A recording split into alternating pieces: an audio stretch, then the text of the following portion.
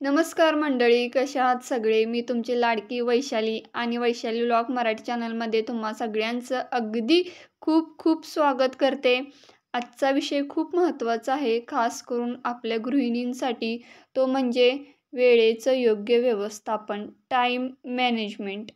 आपल्यापैकी बऱ्याच जणींना वाटतं की घरकाम, मुलांची जबाबदारी, नवऱ्याचं बघणं आणि स्वतःसाठी वेळ काढणं म्हणजे तारेवरची कसरत आहे. पण खरं सांगू का, थोडं नियोजन केलं तर हे सगळं अगदी व्यवस्थित सांभाळता येतं. मी माझ्या अनुभवातून काही टिप्स तुम्हाला आज देणार आहे, ज्या मी स्वतः वापरते आणि त्यामुळे माझं काम खूप सोपं होतं. सकाळी एक नंबरची टिप म्हणजे सकाळी लवकर उठा. दिवसाची उत्तम सुरुवात होते. माझी पहिली आणि सगळ्यात महत्त्वाची टिप हीच आहे. मी साधारणपणे सकाळी 6 वाजता उठते. या वेळेत घर शांत असतं. मी स्वतःसाठी म्हणजेच सकाळची माझी क्रिया योगा, मेडिटेशन, शांतपणे चहा पिणे किंवा पाणी पिणे सर्वात प्रथम. यामुळे मला दिवसभर लागणारी ऊर्जा मिळते आणि माझं मन देखील शांत राहतं. तुम्हीही किमान अर्धा तास लवकर उठून बघा. तुम्हाला खूप फरक जाणवेल. कामाची यादी बनवा. नियोजन म्हणजे अर्धं कामच झालं आपलं. तर बघा, दुसरी टिप, तुम्ही कामाची यादी बनवणं महत्त्वाचं आहे.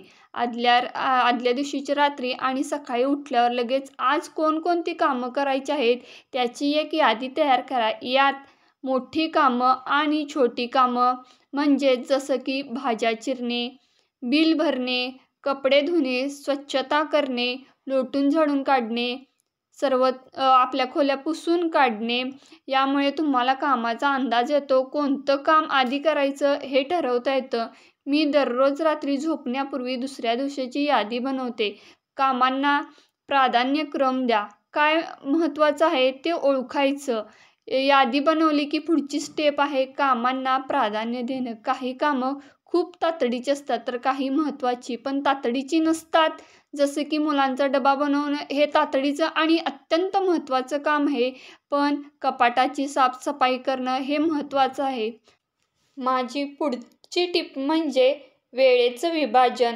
मी मोठी कामं छोट्या छोट्या वेळेच्या ब्लॉकमध्ये वाटून घेते. उदाहरणार्थ, जर मला घरातली साफसफाई करायची असेल तर मी ठरवते की 10 मिनटं किचन साफ करेन, 15 मिनटं हॉलमध्ये लक्ष देईन. यामुळं माझं काम मोठं वाटत नाही आणि ते पूर्ण होतं. तुम्ही टायमर लावून हे काम करू शकता. खूप मदत होते.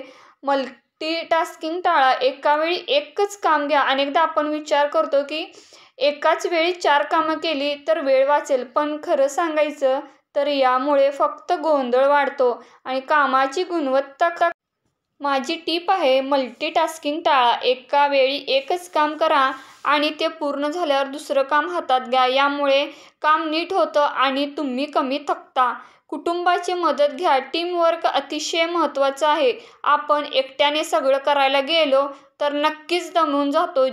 त्यामुळे कुटुंबाची मदत घ्यायला अजिबात लाजू नका. मुलांना त्यांच्या वयानुसार छोटी छोटी कामं सांगा.